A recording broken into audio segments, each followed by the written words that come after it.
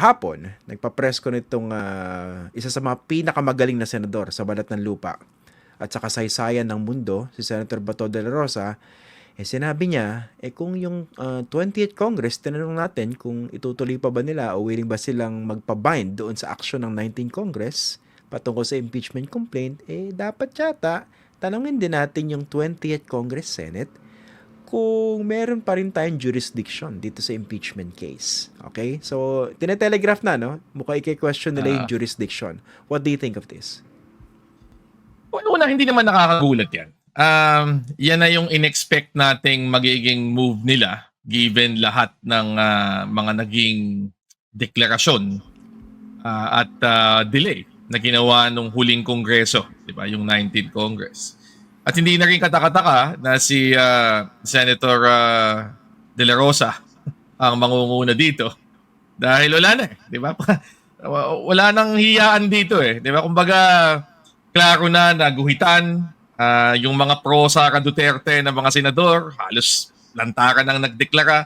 Kaya hindi nakakagulat na gagawin niya dyan. Pero ako, ang take away ko dito, the fact na napakalakas ng loob niya, di ba, na magpahayag ng ganyan sa kasalukuyan. Habang hindi pa nagsisimula itong, hindi ko nga alam kung magsisimula pa, itong trial at hindi pa nagkukonvene ang 20th Congress, hindi pa nagko-constitute ng panibagong Senado pagkatapos ng eleksyon. Tingin ko, medyo merong kumpiyansa, di ba?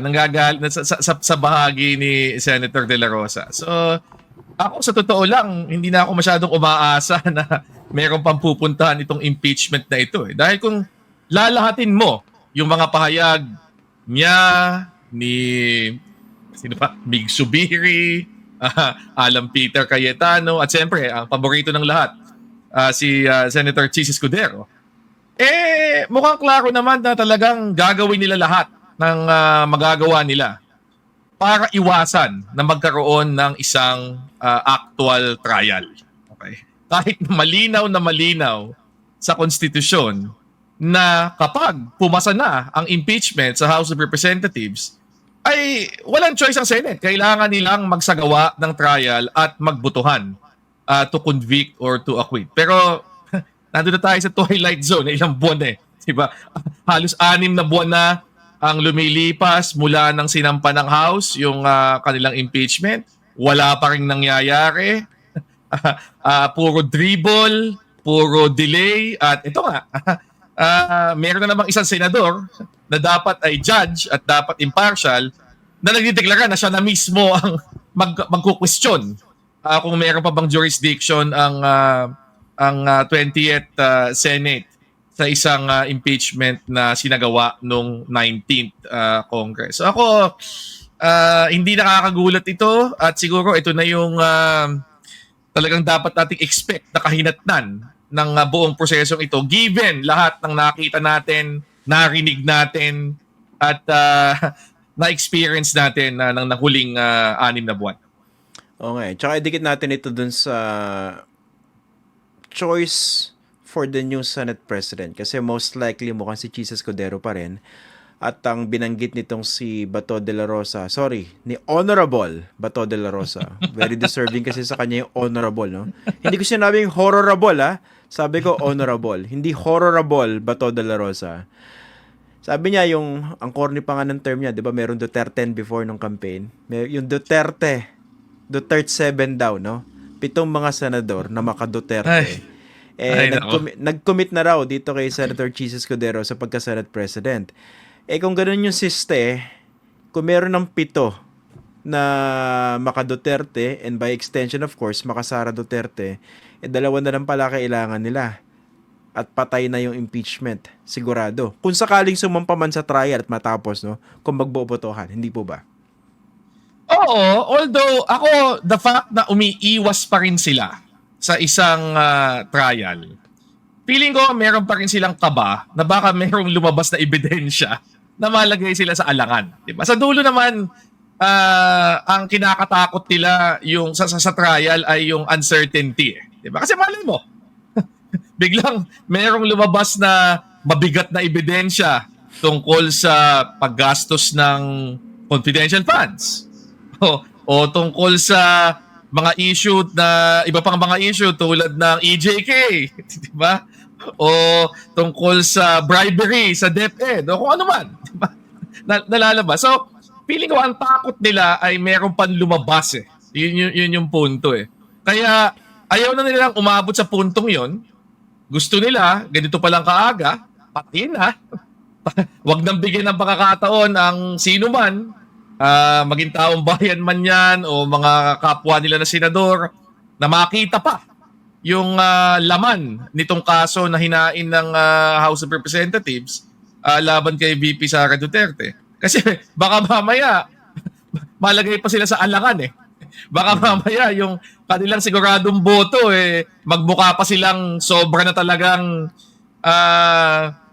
kumikiling sa isang tao kahit na klaro na meron naman talagang maling ginawa. So ako, kita naman yun di ba? In past impeachments, nagkaroon ng, minsan nagkakaroon ng surprising na mga revelations at nagkakaroon ng pagbabago, di ba? Ng opinion at pananaw ng publiko. Pero sa kasong ito, tingin ko malinaw na ayaw na nilang mangyari yun. Ayaw na nilang buksan yung pinto para magkaroon ng ganong klaseng pagkakataon.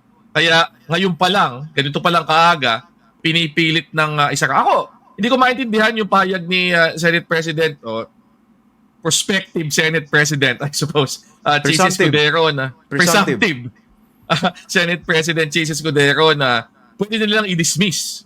Wala talaga sa konstitusyon yun. Diba? Klaro yung hatian Diba? Sa konstitusyon, malinaw ang papel ng bawat chamber, di ba? Ang House ang magdidetermine kung merong nagawang impeachable offense at magsasampa ng articles of impeachment, di ba? By 1/3 vote. Pag ginawa nila yon, ang trabaho nilang ng Senado ay tanggapin yung articles of impeachment, magsagawa ng trial, at magbutuhan whether to convict or to acquit. 2/3 ang kailangan to convict. Pero ito, gusto ni Jesus Escudero, hindi. Gusto namin reviewin yung ginawa ng House of Representatives. Kailangan nilang i-justify muna kung tama ba yung ginawa nila o hindi. Sa kahit na anong sulok ng ating konstitusyon, walang ganyan. Sa kahit na anong impeachment na pinagdaanan na natin, walang ganyan. Kahit na tingnan mo pa doon sa natin kinuha yan sa US, walang kahit na anong naging ganyang proseso sa any of the impeachments na pinagdaanan sa US kung saan natin hiniram itong proseso ng impeachment na ito. Pero yun nga binubuksan na yung pinto para yung kanyang boto, I suppose, yung boboto sa kanya bilang Senate President, yun na rin yung susuporta sa isang motion tulad nitong binabanggit ni Senator De La Rosa na wala na kaming jurisdiction. Hindi na namin i-hear itong impeachment complaint na ito. Ano bang basa mo dito sa impeachment? Mukha ba matutuloy? Ang dami nagtatanong sa akin matutuloy ba tong trial? Sa totoo lang, hindi na ako umaasa. Diba? Parang as the months and the weeks ay lumipas, parang yung aking paniniwala na susunod pa yung Senado sa konstitusyon ay bumaba na ng bumaba. At sa tingin ko talaga, given the opportunity, at tingin ko take nila yung earliest opportunity, susubukan nilang patayin na yan. Diba? Ngayon, ibang usapan kung alam ko may naka-file sa Supreme Court, diba? May abogadong nag-file sa Supreme Court.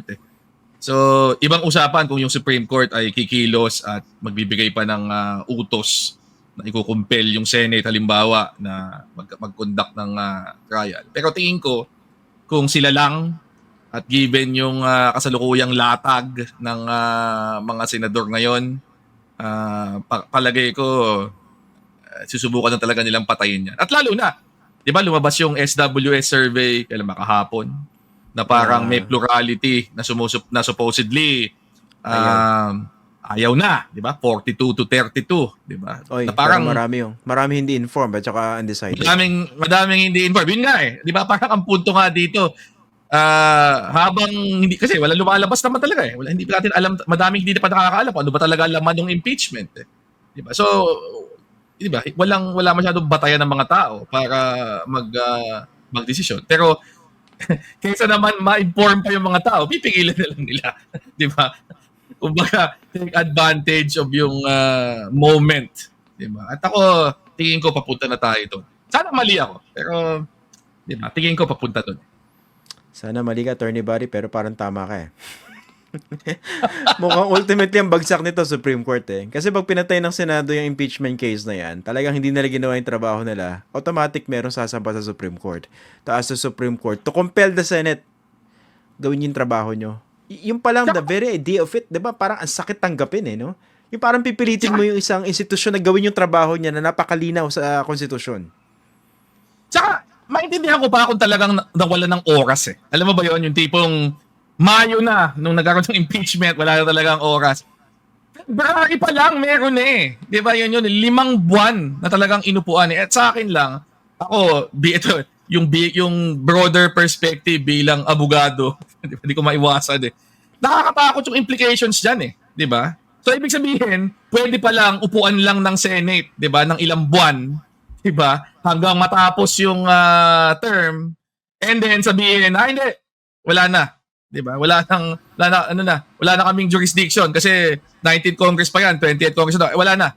Tapos na to. And hindi kayo pwede mag-file ng bago. Hintay uli kayo na next year kasi merong 1-year ban eh. Parang